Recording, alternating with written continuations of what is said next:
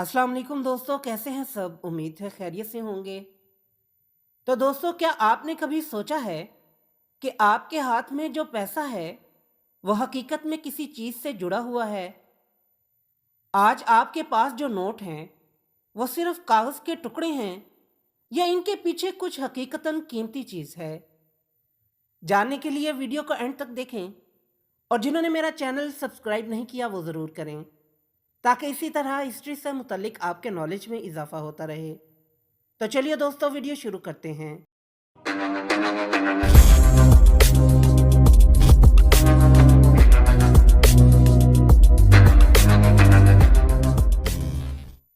एक ज़माना था जब हर मुल्क के पैसे के पीछे असली सोना मौजूद होता था, यानी हर नोट के बदले आपके पास इतना सोना होता।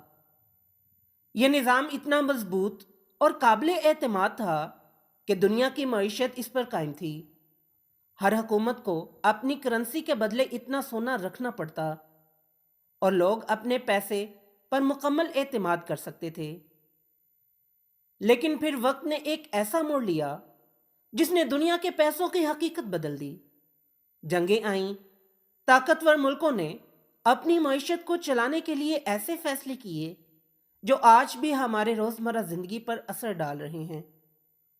पहली और दूसरी आलमी जंग के दौरान दुनिया के बड़े मुल्कों को अरबों डॉलर खर्च करने थे, मगर इनके पास इतना सोना नहीं था कि वो गोल्ड स्टैंडर्ड के तहत इतने पैसे छाप सकें।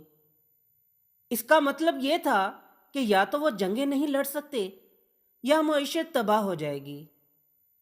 फिर 1971 में अमेरिका के सदर रिचर्ड निक्सन ने ऐलान किया कि अमेरिका अब डॉलर के बदले सोना नहीं देगा।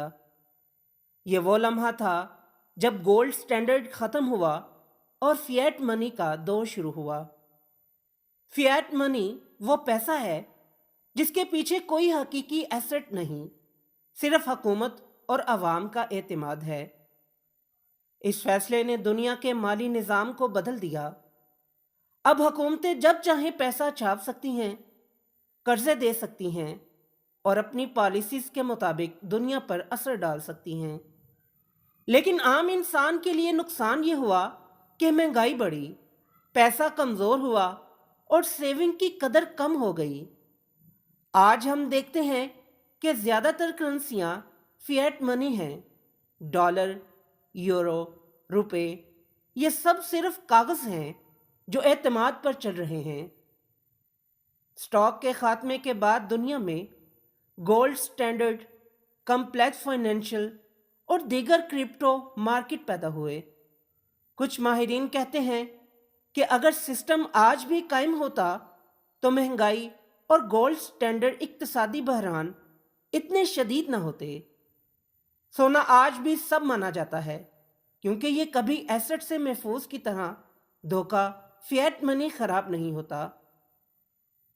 ये फैसला सिर्फ माली दुनिया तक महदूद नहीं रहा, इसने सियासत, जंगों और बैनुल अक़वामी ताल्लुकात को भी मुतासिर किया। मुल्कों को अब कर्जों और पैसों के जरिए काबू पाने की ताकत मिल गई और ये सब हमारे रोजमर्रा जिंदगी के हर पहलू पर असर अंदाज हुआ। हमारी जेब में मौजूद हर नोट अब हकीकत में सिर्फ एक कागजी टुकड़ा है जिसकी कीमत सिर्फ एतमाद पर है। हम सोच सकते हैं कि गोल्ड स्टैंडर्ड का खात्मा एक जरूरी कदम था या एक बड़ी गलती। आज भी माली माहिरीन और हिस्टोरियंस इस पर बहस करते हैं। कुछ कहते हैं कि ये इंसानी माशरों के लिए आज़ादी का जरिया था क्योंकि अब हुकूमतें माली पॉलिसी के तहत ज़्यादा लचक से फैसले कर सकती हैं, और कुछ कहते हैं कि ये आम इंसान के लिए नुकसानदेह था क्योंकि पैसा अपनी हकीकी कीमत खो बैठा। लेकिन एक हकीकत वाज़ेह है कि इस फैसले ने दुनिया की मईशत और सियासी ताकत को मुकम्मल तौर पर बदल दिया। आज हम एक ऐसी दुनिया में हैं जहां पैसा असल कदर की बुनियाद पर नहीं बल्कि एतमाद की बुनियाद पर चल रहा है। यही वजह है कि हर इन्वेस्टमेंट, हर स्टॉक और हर क्रिप्टो की कीमत सिर्फ और सिर्फ एतमाद पर मुनहसिर है।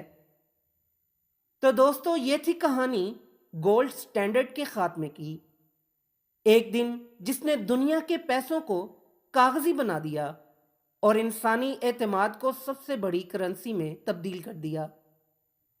آج ہمارا پیسہ صرف کاغذ ہے، لیکن اس کے پیچھے چھپی ہوئی کہانیاں، فیصلے اور تاریخی لمحے آج بھی ہماری زندگی پر اثر انداز ہیں۔ اگر آپ کو یہ ویڈیو پسند آیا تو لائک ضرور کریں، شیئر کریں اور سبسکرائب کریں میرے چینل کو، تاکہ ہم آپ کے لیے مزید ایسی دلچسپ اور علمی حقائق کی کہانیاں لائیں، اور بتائیں کہ آپ کی رائے کیا ہے؟ کیا گولڈ سٹینڈرڈ واپس آنا چاہیے یا نہیں؟